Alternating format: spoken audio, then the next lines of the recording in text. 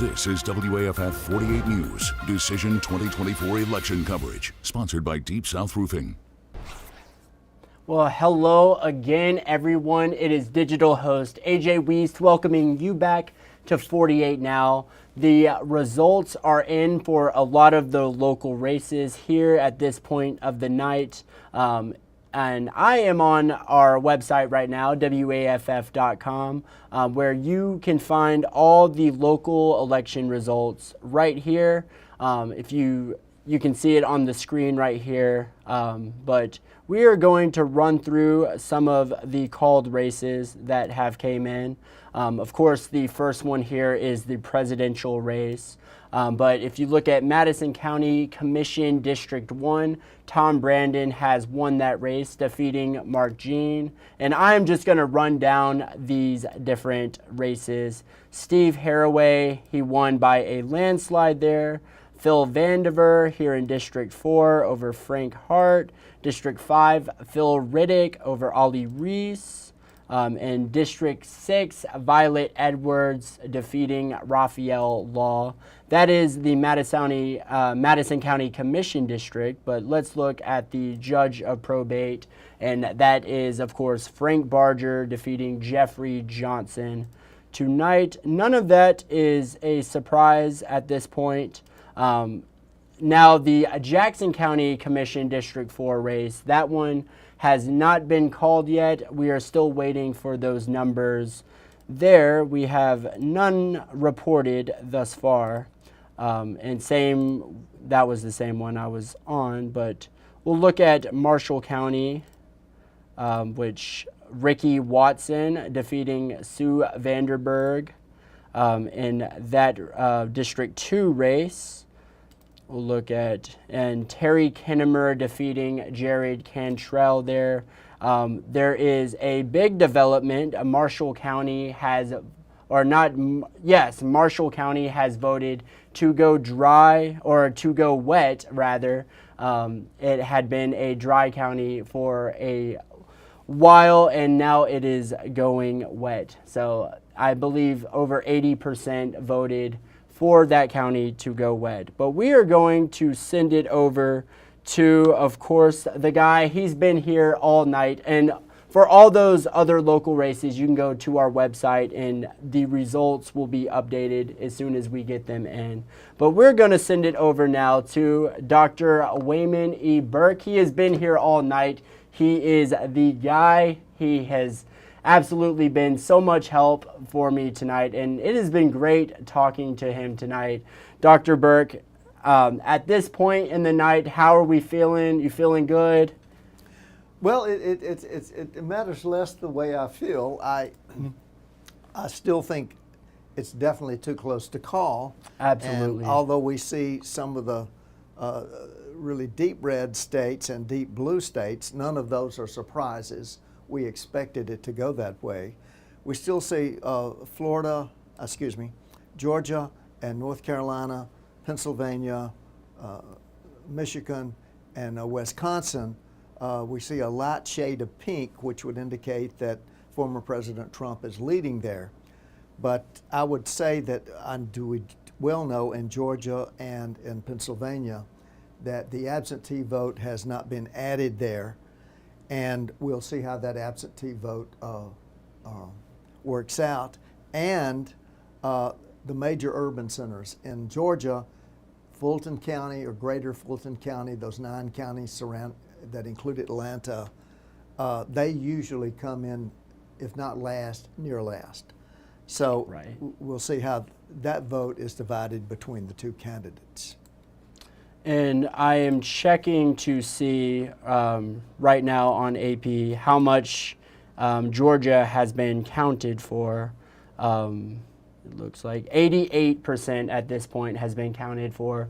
A large portion of the Atlanta area, greater Atlanta area, still, like you said, probably being counted right now. That is for sure. What are the numbers there? Do you have a percentage of numbers between It looks like it is 51% Trump and then 48% Harris, with 88% of 12% those votes. of the vote to go. Yes. Still about 20% of the vote to go. And how much of that remaining 12%, of course, goes for former President Trump? How much goes to Vice President Harris? Right, absolutely. So Georgia is definitely one to keep an eye on. Let's look at Pennsylvania. Yes. Let's see. And if you'd like to, Dr. Burke, you can tap on the state of Pennsylvania there. Yes. And I believe some numbers will pull up. Okay, yes. Yes, so 19 electoral votes in Pennsylvania, highly coveted state for both candidates. It looks like 61% of those votes are in. Dr. Burke, what does that entail at this point? Well, it does not include the millions of early votes, and for the same reason we have discussed before, Pennsylvania allows early voting, but those votes, unlike in other states, are not counted until the day of the election.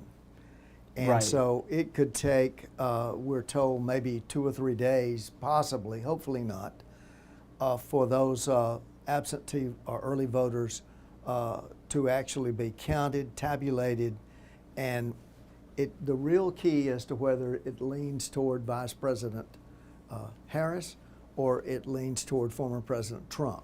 That is the key.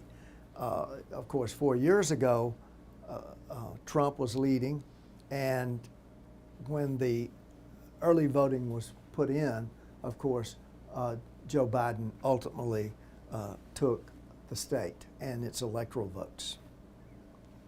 Right.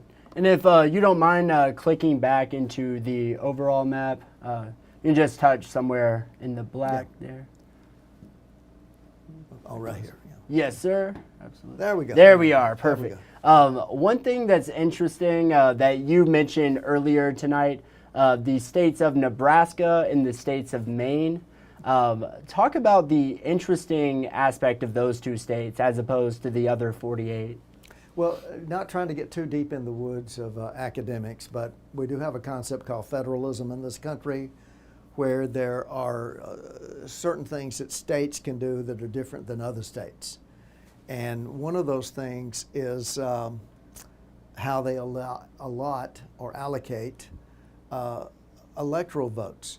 48 states, it's winner take all. It doesn't matter if former President Trump gets one more vote in the state of Alabama, he still gets all of Alabama's electoral votes. But in Nebraska and in Maine, they are allocated by districts. And so that means usually Nebraska goes red, but Omaha goes blue, that district does. Mm-hmm. And that's an electoral vote that Democrats in recent elections have counted on. There were efforts actually to change that this summer to winner take all, but there were actually Republican legislators who were opposed to that in principle. Very interesting. Now, that was something I had no idea about. I knew that Nebraska and Maine were like that, but I didn't know the reason why. So that was super interesting as well. Now, I'm looking at Arizona right now. Yes. Arizona, it appears it's not blue or red at this point. It's white. Would you mind clicking on that state and Yes. take a look at that? Let's see There's what it another looks swing like. state There's looks like votes in estimated 49.8%. The Tucson area here, you would have Phoenix and points north here. Large population areas, probably not in the red, yet they still have not colored this a tinted blue or tinted red, although there's almost 50% of the votes in. So that's a little bit puzzling. Yes, that looks like that is, in that state particular, that is going to be a very close race. And, Correct. as a matter of fact, all these swing states, All they will 7 be of them are going to be close. extremely Yes. close. How close exactly do you predict, like, this election? What will it come down to? Well, many people believe it'll come down to Pennsylvania. I guess I've been one of the advocates who thought that Michigan may be the key state, primarily because of the Palestinian people with connections to Palestine and the situation in the Middle East. This is an example of a foreign policy issue affecting a U.S. election. And many people there who have family in Palestine, maybe have family roots there and so forth. It's a large population of these folks in the Dearborn area. And it's going to be interesting to see how these folks actually turn out if they vote. Many of them, we're told, do not like either candidate's position about Israel. Some have said they're going to vote third party. Some say not vote at all. So it's going to be interesting when this is over, regardless of who wins Michigan, as to how that voting demographic actually turned out. Absolutely. Yeah, the night is still very much young on that. And that's been a recurring thing we've been saying all night, but it's very much still young. I mean, this election, it could take days to call. We haven't seen any firm states, red or blue, that shocked us. No. These are states that we knew were going to go there. So it's still, although President Trump is leading at this time in the electoral count, it wouldn't matter if the opposite were true, if Vice President Harris were leading. It's still too early to actually make an accurate prediction. We were teasing in the break, I said I wouldn't walk into a casino and put my money on red or black. Mm-hmm. Right. Finally, Dr. Burke, can you just talk about what's at stake for either candidate, whether it be Harris or Trump? Who has more pressure to win and win now, would you say? And yeah, just what is at stake for either of those candidates? Well, I think it's according to which side of the fence on and what issues you think are important. Mm-hmm. Of course, Democrats have been stressing this concept about democracy with the norms that we've become used to in the democratic process. Would a second President Trump, a second-term President Trump, would he honor those, or would he, as he has perhaps suggested in some of his rhetoric, ignore or bypass? President Trump also has, former President Trump also has legal problems that if he were elected, that would probably largely go away because his Justice Department could just dismiss those indictments, those federal indictments, not the state indictments, but they could be dismissed in an orderly process. So I would say that he has a lot on the line about the outcome of this election and how his alleged his indictments and the alleged crimes that he has been accused of. It's very true. Definitely a lot of pressure either side. I'm going to close it out, give you one last look at the electoral college. If we can click on that. Yep.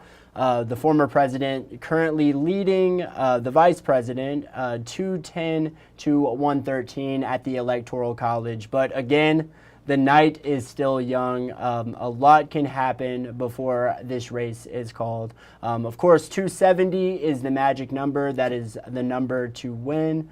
But yeah, time will tell on this. You guys make sure you tune in to our 10 o'clock newscast tonight for more breakdown of the local races, as well as more from the presidential race as well. I believe this is the last live stream for us, me and Dr. Burke. But Dr. Burke, thank you so much for coming in today and just spending the night with me. This has been an absolute blast.